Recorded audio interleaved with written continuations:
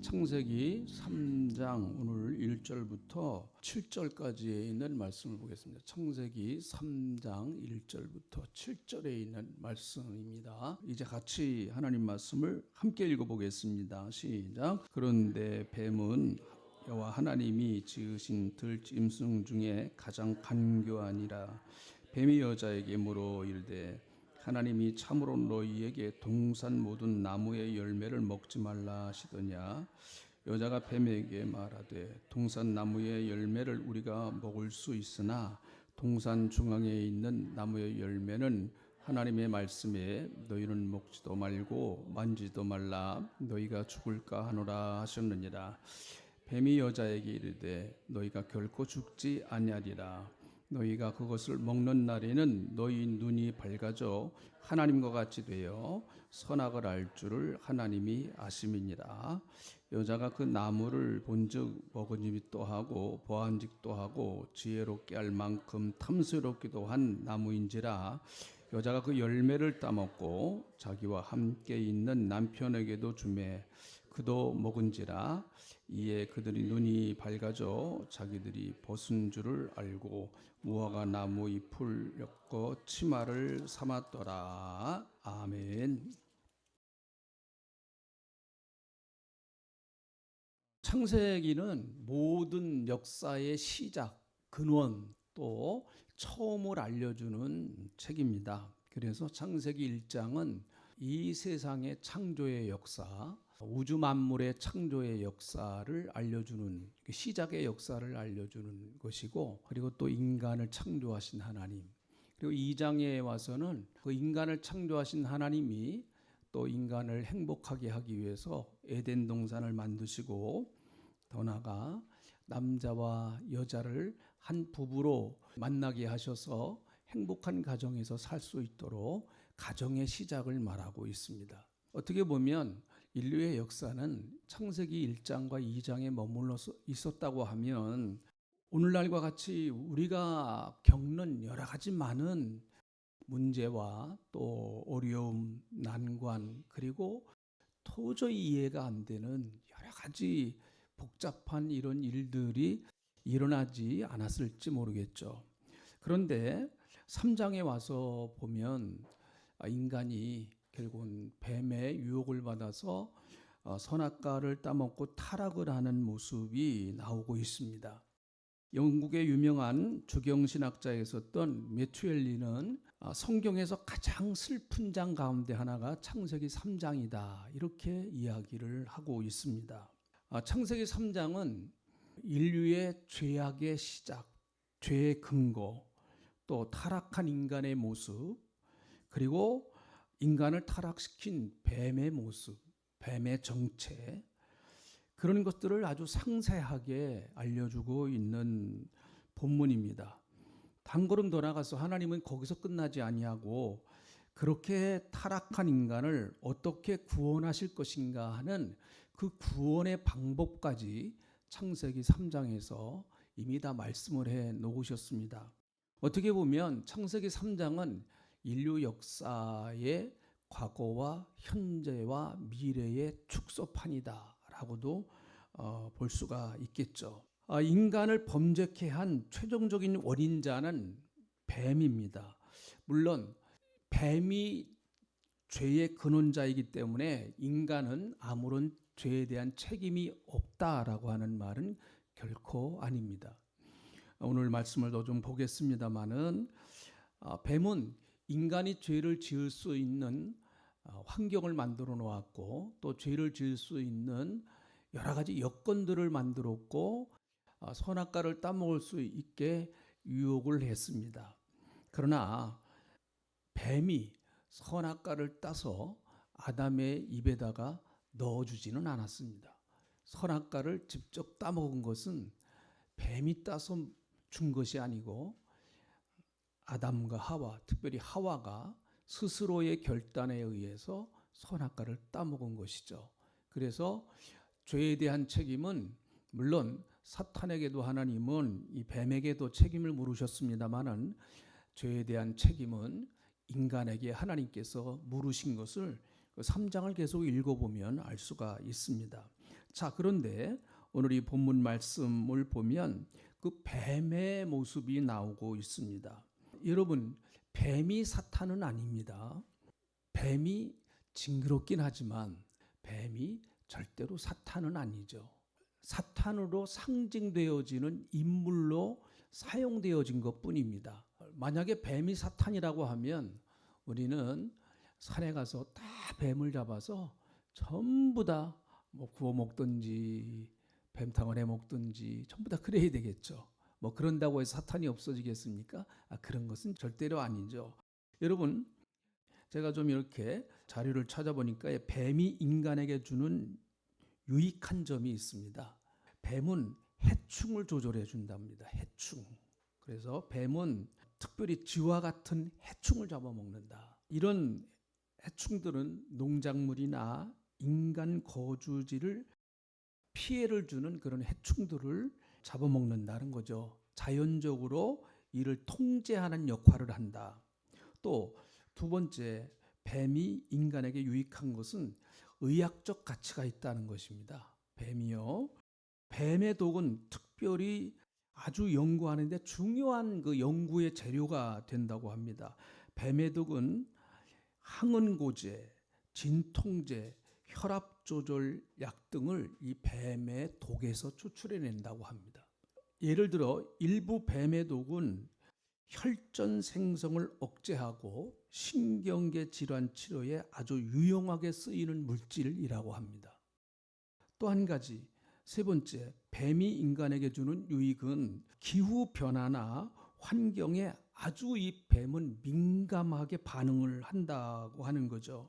그래서 생태학자들이 환경을 연구할 때에 환경의 변화에 대한 정보를 주는 가장 좋은 동물 가운데 하나가 뱀이라고 합니다. 요즘과 같이 이렇게 자연 환경이 급변하는 이런 때에 뱀은 더 인간에게 좋은 정보를 많이 줄 수 있는 것이죠. 뱀을 성경은 상징적인 좀 좋지 않은 존재로 사용을 하고 있습니다. 예수님은 그러나 뱀을 또 칭찬하신 적도 있습니다. 마태복음 10장 16절에 있는 말씀, 우리가 잘 아는 말씀 가운데 하나예요. 한번 같이 읽어볼까요? 보라, 내가 너희를 보냄이 양을 이리 가운데 보낸 것 같도다. 그러므로 너희는 뱀같이 지혜롭고 비둘기같이 순결하라. 내 뱀이 굉장히 지혜롭다는 거예요. 그러니까 이런 뱀의 지혜를 배워야 된다. 예수님이 이렇게 말씀을 해주시고 계십니다.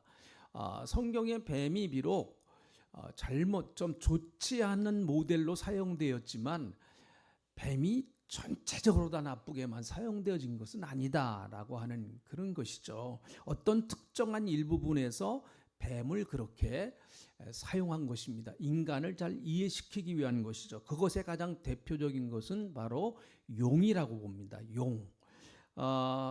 계시록 12장 10절에 있는 말씀을 보니까 큰 용이 내어 쫓기니 옛뱀 곧 마귀라고도 하고 사탄이라고도 하며 온 천하를 꿰는 자라. 그가 땅으로 내쫓기니 그의 사자들도 그와 함께 내쫓기니라. 이렇게 말합니다. 여기 큰 용, 옛뱀, 여기서 옛뱀이라고 하는 것은 바로 오늘 본문 말씀에 나오는 창세기 3장에 나오는 이 뱀을 말하는 것입니다. 그 뱀이나 용이나 같은 존재라는 것이죠. 그 뱀이나 용의 정체는 뭐냐? 마귀나 사탄이다. 그러니까 사탄이나 마귀는 같은 존재인 것이죠. 이름이 각각 달리 불려지는 것입니다.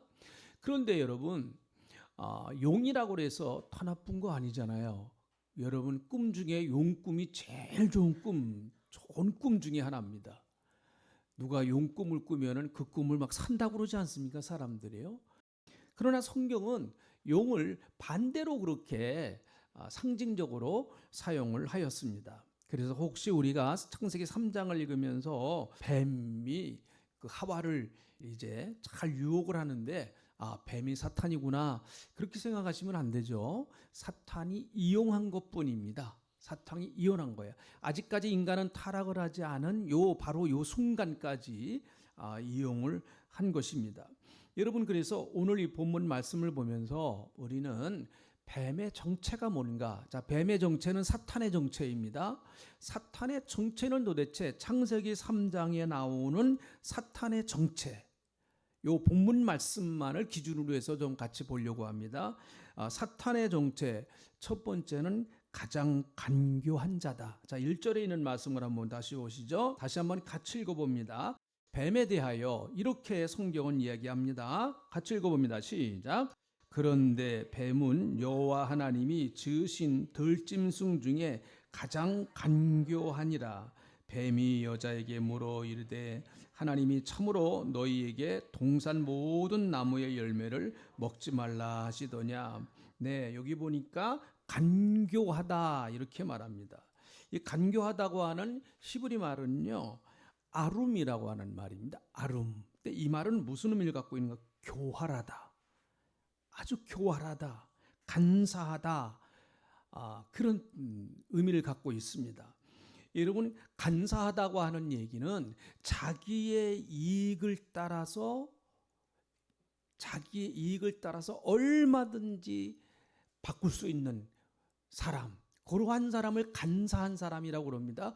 오늘 어제까지는 정말 그렇게 나와 다정히 지내고 나와 같이 정말 죽을 것 같이 살 것 같이 하다가 오늘 내가 별로 그 사람에게 필요가 없으면 그는 아주 간사하게 다른 이익을 따라서 얼마든지 나를 배반하고 갈 수 있다. 그럴 때 저 사람은 간사한 인간이야. 이렇게 얘기를 하는 것이죠.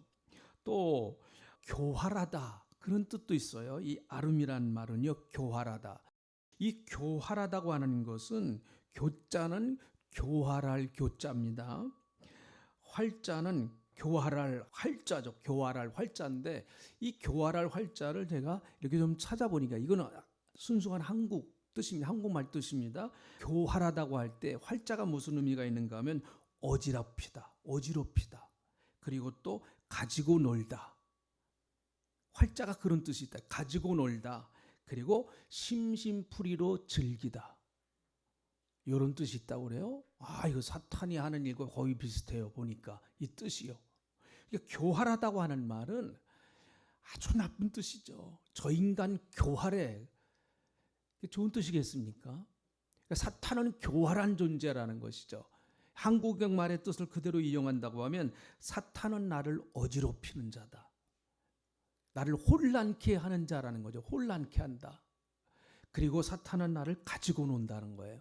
그러니까 여러분 절대로 사탄의 놀잇감이 되면 안 됩니다. 우리 사랑하는 동신의 성도 여러분, 사탄의 놀잇감이 되면 절대로 안 됩니다. 꼭 그렇게 되시기를 주님의 이름으로 축복합니다. 사탄은 심심풀이로 여러분을 가지고 놀다가 조금만 지나면 여러분을 버려버립니다. 심심풀이로 여러분을 가지고 노는 거예요. 가지고 놀다 얼마 안 있으면 버려버리는 그런 존재인 것이죠. 그래서 절대로 여러분 이 간교한, 여기 보니까 가장 간교하다 그랬습니다. 가장이라고 하는 말은 최상법이에요. 그러니까 모든 영물 가운데 가장 간교한 자는 뱀이에요. 뱀, 사탄입니다. 사탄이에요. 그래서 사탄이 하는 모든 말은 간교한 말입니다. 사탄이 하는 모든 일들은 교활한 일입니다. 절대로 사탄에게 속지 말아야 됩니다. 우리가 그 사람에 대하여 잘 알아야만 그 사람에 대해서 속질 않습니다. 속질 않아요. 이런 사기꾼들이 제일 무서워하는 게 뭡니까? 자기의 정체가 드러나는 겁니다. 그걸 제일 무서워해요.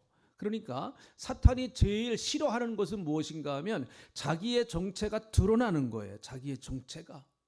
그래서 오늘 아마 이 설교는 사탄이 가장 싫어하는 설교일 것입니다. 좋은 사람도 있을지 몰라요. 자기의 정체를 이야기하기 때문에 사탄도 바짝 긴장하겠죠. 오늘 여러분 말씀을 잘 듣지 못하도록 여러분의 생각을 어지럽게 할 수도 있고 여러분의 생각을 혼란하게 할 수도 있을 것입니다. 여러분 그런 것 다 물리치시고 바짝 정신을 차리시고 하나님의 말씀에 집중하는 여러분 되시기를 축원합니다. 할렐루야.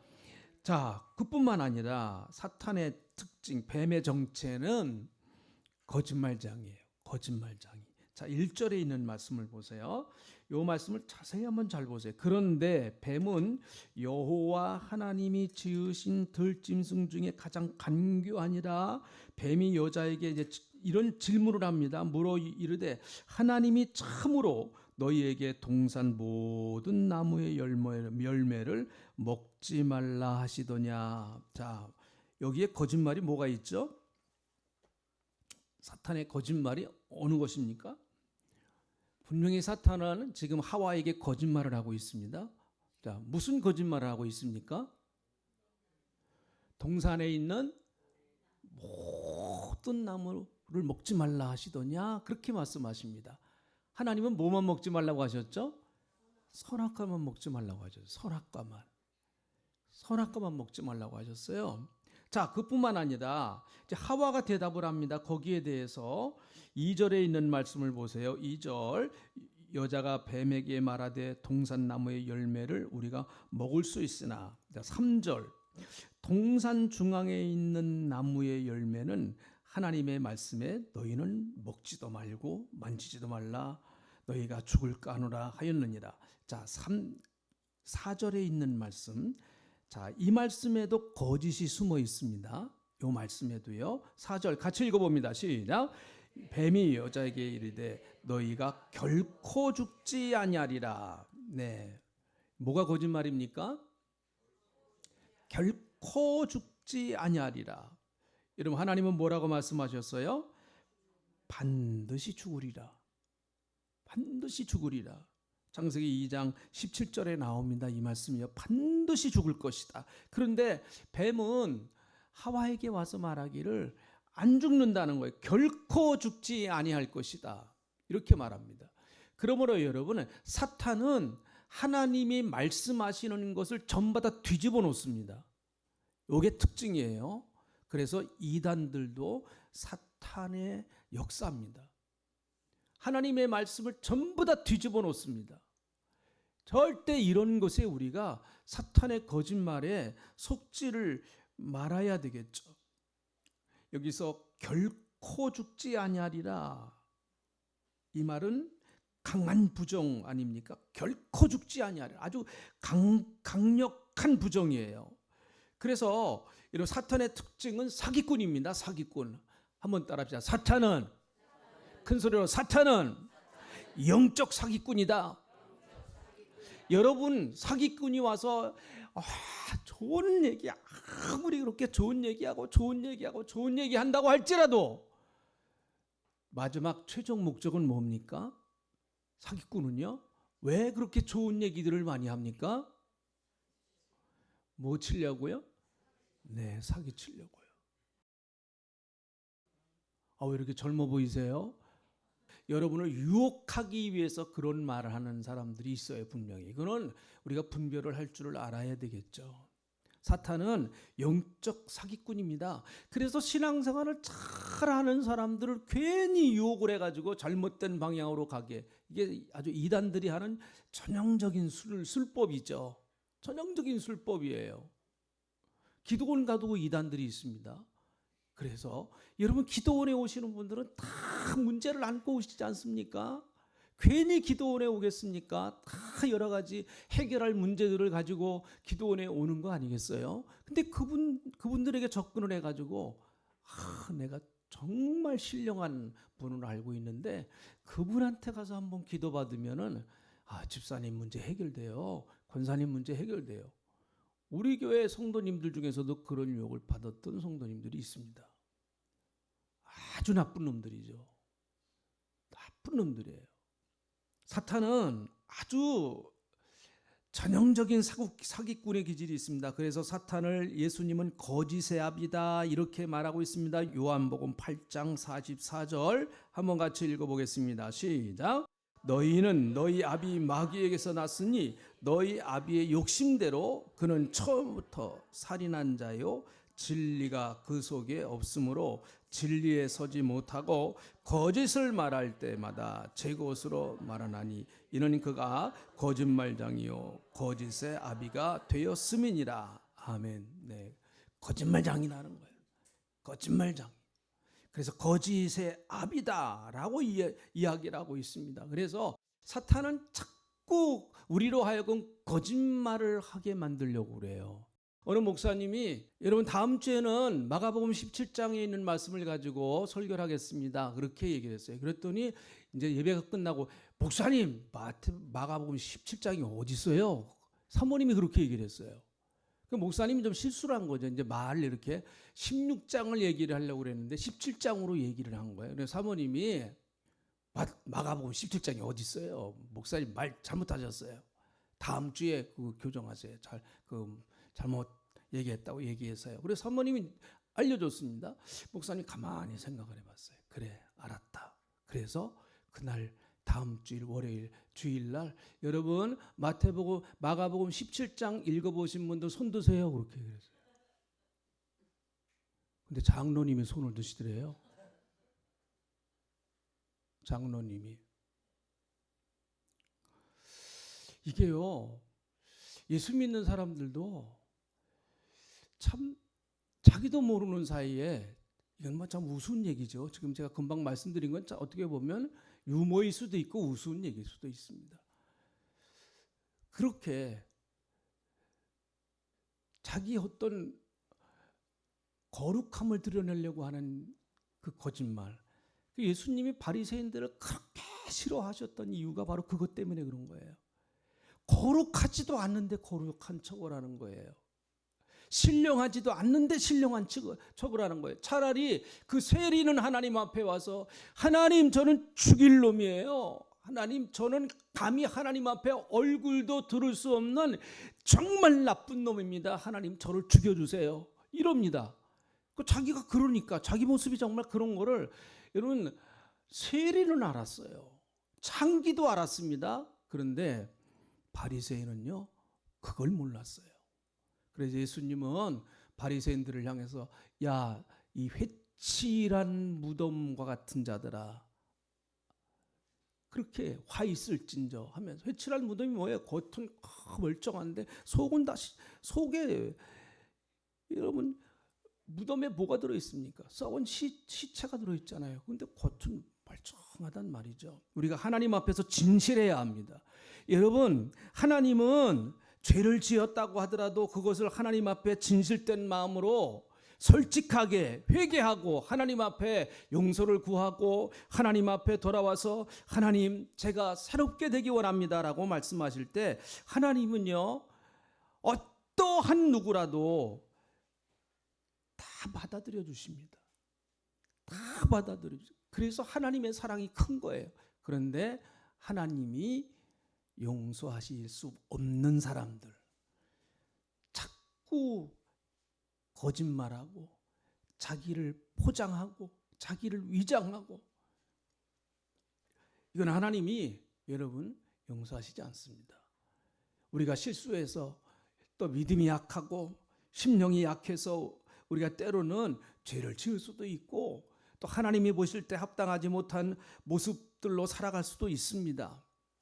그럴 때 우리가 어떻게 해야 되나요? 하나님 앞에 진실된 마음으로 솔직하게 아주 정직하게 회개해야 됩니다. 그리고 하나님 용서하시죠. 여러분 하나님의 용서를 믿습니까? 다시 한번 하나님의 용서를 믿습니까? 그래서 우리가 하나님 앞에 회개하는 거예요. 솔직하게 정직하게 하나님 앞에 회개하면 여러분 하나님은 우리의 죄를 저 깊은 바닷속에다가 던져버린답니다. 깊은 물속에다가 다 던져버린대요. 근데 어떤 분은 또 그걸 낚시를 해서 끄집어내는 분들이 있어요. 끄집어내는 분들이 있어요. 끄집어내지 마세요. 하나님이 깊은 바닷속에다 던져놓은 거 내가 또 괜히 끄집어내지 말라고요. 하나님 기억도 안 하신다고 했습니다. 자, 그러면 우리가 좀 다른 면으로 보면 자, 이게 뱀의 정체인데 그러면 왜 도대체 하와가 뱀에게 유혹을 당했느냐 하는 그 이유를 좀 몇 가지 좀 알아보려고 합니다. 하와가 뱀에게 유혹당한 이유 첫 번째는요. 하나님의 말씀으로 정확하게 영적 무장하지 못했어요. 자, 하나님의 말씀으로 이 정확하게라고 하는 말에 좀 강조점을 두십시오. 하나님의 말씀으로 정확하게 영적 무장을 하지 못했습니다. 다시 한번 보실까요? 자, 1절에서는 동산에 있는 모든 열매를 먹지 말라고 하시더냐라고 하는 그 사탄의 물음에 하와가 대답한 것은 3절이죠. 3절. 자, 3절입니다. 다시 한번 3절에 있는 말씀을 봅니다. 이것이 뱀에게 하와가 대답한 말이에요. 여기에는요, 하나님의 말씀이 들어있는데 상당히 변질되게 들어있어요. 여기에 지금 변질되게 들어있습니다. 한번 같이 읽어보시죠. 3절 읽어봅니다. 시작. 동산 중앙에 있는 나무의 열매는 하나님의 말씀에 너희는 먹지도 말고 만지지도 말라 너희가 죽을까 하노라 하셨느니라. 자, 무엇이 변질되었습니까? 가장 큰 거는 죽을까 하노라. 그러니까 죽을까 하노라라고 하는 말은 무슨 의미가 있는 거예요? 잘하면은 죽지 않을 수도 있다. 그런 의미 아닙니까? 이게 잘하면은 빠져나갈 수도 있다. 그런데 하나님은요 그렇게 말씀하지 않습니다. 창세기 2장 17절 한번 읽어보시죠. 시작. 선악을 알게 하는 나무의 열매를 먹지 말라. 내가 먹는 날에는 반드시 죽으리라. 네. 여러분, 하와는 죽을까 하노라, 선악과를 따먹으면 죽을까 하노라, 분명히 하나님의 말씀을 알기는 알았는데 정확하게 몰랐어요. 정확하게. 하나님은 반드시 죽는다라고 말씀하셨습니다. 이건 확정적인 것입니다. 돌이킬 수 없는 거예요. 이건 이미 결정되어진 것입니다. 그런데 하와는 끝을 약간 틀어버렸어요. 끝을 약간 틀어버렸습니다. 죽을까 하노라. 또 자기 말을 좀 붙이기도 했어요. 여기 자기 말을 좀 붙이기도 했어요. 너희는 먹지도 말고 뭐하지도 말라, 만지지도 말라는 거는 자기가 붙인 말이에요. 이거는요. 자, 여러분, 얼치기라고 하는 말을 아십니까? 얼치기. 이것은 이것도 아니고 저것도 아닌 중간치기라는 거예요. 중간치기. 그게 얼치기라고 하는 말이. 이런 의미를 갖고 있습니다. 네가 입은 옷은 지금 남자 옷도 아니고 여자 옷도 아닌 얼치기 같은 옷이다. 그런 뜻이에요. 이게 얼치기라는 말이. 너는 남자도 아니고 여자도 아니고 어떻게 얼치기 같다. 그런 의미란 말이에요. 이것도 아니고 저것도 아니다 라고 하는 그런 말인 것이죠. 그러니까 중간치기라는 거예요. 중간치기. 사랑하는 성도 여러분, 신앙생활에는 절대로 중간치기가 없습니다. 중간치기가 없어요. 신앙생활에는 절대로 중간치기가 없습니다. 여러분, 예수 믿는 사람들은 반드시 정확하게 신앙 고백을 해야 됩니다. 예수님이 나의 주님이십니다.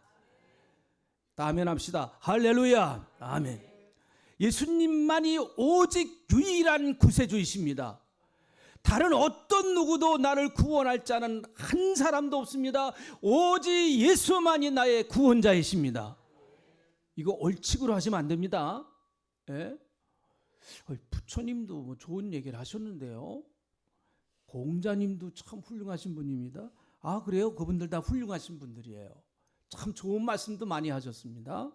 예수님의 말씀 가운데 공자님의 말씀, 부처님의 말씀도 비슷한 것들이 상당히 많이 있습니다, 여러분. 그러나 문제는 무엇인가 하면 오직 우리를 죄와 사망에서 구원하실 수 있는, 죽음의 문제를 해결하시고 죄와 사망에서 구원하실 수 있는 분, 우리를 영원히 지옥 갈 수밖에 없는 존재를 건져내어서 천국 갈 수 있도록 이끌어 주실 수 있는 유일한 구원자는 오직 예수. 자, 아멘 합시다. 할렐루야. 정확하게 알고 있어야 됩니다. 그래서 자꾸 구원의 확신이 흔들리는 분들이 계세요. 그래서 누가 구원받았습니까? 그러면 글쎄요, 아직 한참 더 믿어봐야 되겠는데요. 오늘 죽어도 천국 갈 수 있습니까? 죽어봐야 알죠. 그럼 한번 죽어보세요. 한번. 우리 여러분 정통 교인들이 좀 아쉬운 게 이거예요. 이 하와 같은 모습이 알기는 압니다. 알기는 알아요. 근데 선악과를 먹으면 하나님은 반드시 죽을 것이라고 말씀하셨는데 하와는 죽을까 하노라 이렇게 말하고 있습니다. 이게 꼭 현대 크리스천의 모습과도 비슷한 모습이기도 합니다. 신앙생활은 10년, 20년 자꾸 이제 연조는 늘어나가는데 하나님의 말씀에 대해서 아직도 버벅거려요. 하나님의 말씀에 대해서. 여러분, 우리가 하나님의 말씀에 대해서 정통하게 목사처럼 그렇게 하라는 일이 아닙니다. 그러나 반드시 우리가 알아야 될 말씀들이 있습니다. 선악과 따먹지 말라. 하와는 알아야 돼요. 분명히 이거. 사과나무가 어떻게 생겼나? 그건 몰라도 돼요. 몰라도 됩니다. 그 영생하고 아무 관계가 없어요. 영생하고. 다른 걸 다 한다고 할지라도 선악과 따먹지 말라고 하는 그 말씀을 정확하게 모른다고 하면 그건 의미가 없는 거란 말이죠. 어떤 헬라의 철학자가 배를 타고 가고 있습니다. 뱃사람에게 물어봅니다. 당신 소크라테스 아냐? 배 젓는 사람이 소크라테스 알 리가 있습니까? 이게 소크라테스의 제자가 누군지 아느냐? 소크라테스의 제자가 누굽니까? 아리스토텔레스죠.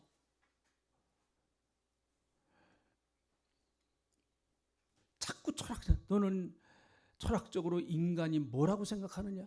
아니 여러분, 지금 노어져가지고 배 노어져가면서 몇 푼 받아가지고 어떻게 해서든지 집에 가서 가족들 먹여 살리려고 그 생각에 가득 차 있는 그 사람이 무슨 철학적으로 인간을 생각을 합니까? 가다가 갑자기 배가 뒤집혀져서 철학자도 빠지고 노젓는 뱃사공도 빠졌습니다. 뱃사공이 철학자한테 물어봤대요. 수영할 줄 아세요? 못해요? 그럼 잘 계세요. 여러분, 정치적으로 보면 중도가 있어요. 중도, 나는 중도다. 우도 아니고 좌도 아니고 나는 중도야. 자기 정치 색깔입니다. 국가 중에서도 중립국가가 있습니다. 가장 대표적인 스위스 같은 나라가 이제 중립국가가 있었는데 거기도 중립국가 포기했어요. 이제 여러분, 남북한에는 남쪽과 북한 그 중간에 비무장지대가 있습니다.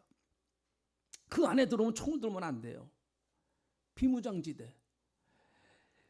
그런 것은 있을 수 있습니다. 그러나 신앙적으로 보면 중도는 없습니다. 나는 천국도 아니고 지옥도 아니고 그럼 어디 갈 거예요? 연옥 갈 겁니까? 연옥 갈 겁니까? 적어도 자기의 신앙을 지킬 줄 아는, 적어도 자기의 신앙이 유혹받지 않냐고 지킬 줄 아는 그 정도의 하나님의 말씀에 대한 정확한 신앙 고백은 있어야 된다는 거죠. 여러분이 무슨 창세기부터 계시록까지 다 연구해가지고 박사가 되라는 얘기 아닙니다. 그건 제가 해서 가르쳐드리면 돼요. 그거는 색깔이 분명해야 됩니다. 회색지대는 없습니다. 신앙생활에.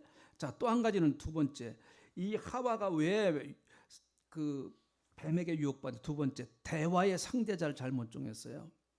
여러분, 하와는 이 뱀을 초기에 확 물리쳐버려야 됐어요. 아예 대화를 하지 말아야 됐습니다. 여기 가만히 보면 여러분, 사탄과 대화하면서 점점점 하와가 믿음이 좋아지는 게 아니고요, 하와가 자꾸 더 이상한 모습으로 변화가 됩니다. 이 말씀 가만히 읽어보세요. 뱀하고 대화하면 할수록 결국은 최종적인 건 어떻게 되는가 하면 선악과를 따먹게 되는 것이 결론이 납니다. 이런 대화는 여러분 애초부터 끊어야 됩니다. 아예 물리쳐야 돼요. 이런 대화는요. 사탄에 깊이 빠지면 참 거기서 빠져나오기가 대단히 어렵습니다.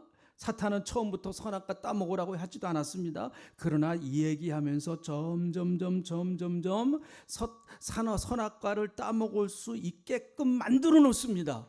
아까도 말씀드렸죠. 여러분, 하와 스스로가 선악과를 따먹었어요. 뱀은 자극을 준 겁니다. 유혹을 하는 거예요. 이런 유혹과 자극을 끊어낼 수 있는 힘이 우리에게 있어야 됩니다. 예수 믿는 사람들은 주님과 대화하는 시간을 늘려야 합니다. 말씀을 보면서 주님과 대화하는 시간을 조금씩 더 늘리십시오.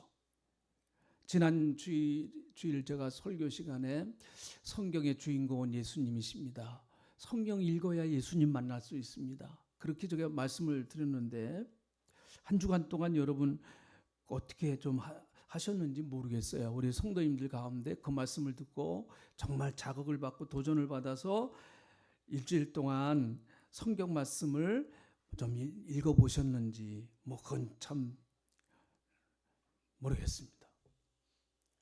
점점점 이번 주에 못하셨다고 하면 지난주에 못하셨다고 하면 돌아오는 이번 주에 한번 한 장씩이라도 한번 주님과 가까이 할 수 있는 단 5분만이라도 단 10분만이라도 주님 앞에 기도하는 그런 시간을 좀 가지시기 바랍니다. 시간이 없어서요. 어느 분이 그러더라고요. 시간이 없어서 독서를 못하는 게 아니고 그분 굉장히 아주 바쁜 분이 자기도 엄청나게 바빠요. 보니까 그분 굉장히 책을 많이 읽으시더라고요. 그분이 이런 얘기를 해요. 사람이 시간이 없어서 독서를 못하는 게 아니라 독서를 안 하기 때문에 시간이 없다는 거예요. 그 얘기를 또 거꾸로 들어보니까 또 맞기도 해요. 보니까 시간이 없어서 성경을 못 읽어요. 성경을 안 읽으니까 인생이 엉망진창 되는 거예요. 네? 기준이 없으니까, 삶의 기준이 없으니까 인생이 엉망진창이 돼버리는 겁니다. 저도 스마트폰을 참 많이 합니다. 스마트폰 여러분 좀 스마트폰 금식을 좀 시키십시오. 스마트폰 금식.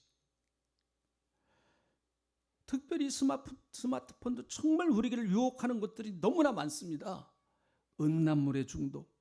혹시 이 가운데 음란물에 중독된 분 없다고 봅니다. 없다고 봐요. 혹시 그런 분들이 계시다고 하면 빨리 끊으셔야 돼요. 네, 정말 빨리 끊으셔야 됩니다. 그래야 여러분의 영혼이 삽니다. 그래야 여러분의 영이 삽니다. 계속 거기에 빠져들면 여러분 헤어나오지 못합니다. 스마트폰 가지고 얼마든지 도박할 수 있어요. 또 한 가지, 세 번째, 이 하와는 여기 굉장히 참 중요한 얘기가 하나예요. 이 하와는 영적으로 혼자 있었어요. 혼자. 자, 만약에 하와가 아담과 같이 있었을 때 사탄이 와서 시험을 했다고 하면 어떻게 됐을까? 그럼 우리가 한번 상상을 해보는 거예요. 이렇게 성경은 안 나오는 거니까. 자, 만약에 아담과 하와가 같이 있을 때 사탄이 와서 시험을 했다고 하면 어떻게 됐을까요?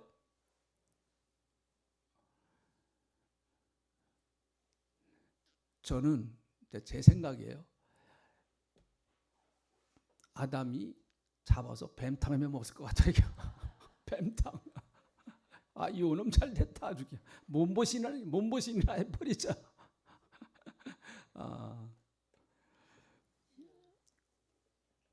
하나님은 사람이 독초하는 것 좋지 않으셨다고 말씀해요. 창세기 2장 18절 여호와 하나님이 이르시되 사람이 혼자 사는 것이 좋지 아니하시니 내가 그를 위하여 돕는 배필을 지으리라. 여기서 돕는 배필이라는 말은 히브리 말로 에제르라고 하는 말이에요. 돕다라고 하는 말입니다. 돕다. 에제르란 말이 돕다란 말인데 요 말이 어느 때도 사용되는가 하면 하나님이 우리를 도우신다라고 할 때도 이 에제르란 단어가 사용됐어요. 그 가장 아주 대표적인 성경 구절이 시편 121편 1절에 있는 말씀입니다. 내가 산을 향하여 눈을 돌리라. 나의 도움이, 나의 에제르가 같은 의미예요. 이게 돕는 배필이라고 하는 의미예요. 배필. 돕다라고 하는 의미, 배필이 나를 돕다라고 하는 의미와 하나님이 나를 돕다라고 하는 의미가 같은 거예요. 에제르라는 말이죠. 그러니까 여러분, 내 옆에 있는 사람이 나를 도울 때, 특별히 신앙적으로 나를 도울 때 그것은 하나님의 손길이 될 수가 있습니다. 하나님이 나를 돕는 손길이 될 수가 있는 거예요. 또 배필이란 말은 히브리 말로 네게드라고 하는 말인데, 요 말은 옆에 있다라고 하는 말도 있지만 상대편에 마주보고 있다, 그런 뜻도 가지고 있어요. 배필이라는 말, 늘 마주보고 있는 거예요. 마주보고. 이걸 꼭 부부관계로만 생각하시면 안 됩니다. 마주보고 있는 거예요. 그러니까 여러분, 교회 와서 좀 마주보셔야 돼요. 마주본다는 얘기는 뭐예요? 그분의 얼굴을 좀 상세하게 좀 볼 줄 알아야 된다는 얘기죠. 좀 유심히 좀 볼 줄 알아야 된다는 얘기입니다. 그러니까 얼굴을 마주보기 때문에 서로가 상처도 많습니다. 사실 내 바로 옆에 있기 때문에 상처도 많이 받는 거예요. 그래서 나에게 제일 많이 상처를 주는 사람이 누굽니까? 부모님이에요. 늘 내 옆에 계시니까, 어렸을 때 늘 내 옆에 계시니까 나에게 상처도 많이 주는 거예요. 또 부부 사이에, 왜요? 마주보고 있으니까.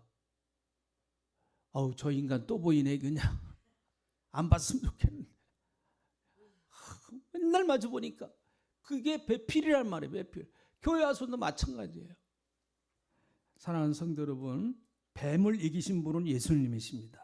우리는 못 이겨요. 예수 그리스도만이 뱀을 이기셨습니다. 그러므로 마가복음 16장 17절부터 18절에 있는 말씀, 이 말씀 우리 어려울 때마다, 사탄이 공격할 때마다 여러분 이 말씀을 딱 붙들어야 됩니다. 같이 읽어보겠습니다. 시작. 믿는 자들에게는 이런 표적이 따르리니 곧 그들이 내 이름으로 귀신을 쫓아내며 새 방언을 말하며 뱀을 집어올리며 무슨 독을 마실지라도 해를 받지 아니하며 병든 사람에게 손을 얹은 즉 나으리라 하시니라. 뱀을 집어내라는 겁니다. 여러분, 사랑하는 성도 여러분, 우리 동신에 속한 믿음의 가족들이 정말 예수 그리스도로 무장하고 주님이 주시는 말씀으로 무장하여 여러분의 가정에 가서 뱀을 집어내시기 바랍니다. 여러분의 심령에 있는 뱀을 뽑아내버리시기 바랍니다.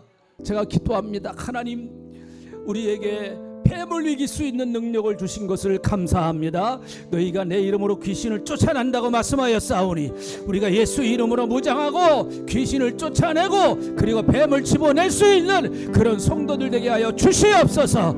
하나님, 이 민족을 허물려고 하는 이 약한 뱀의 세력을 뽑아내게 해주시옵소서.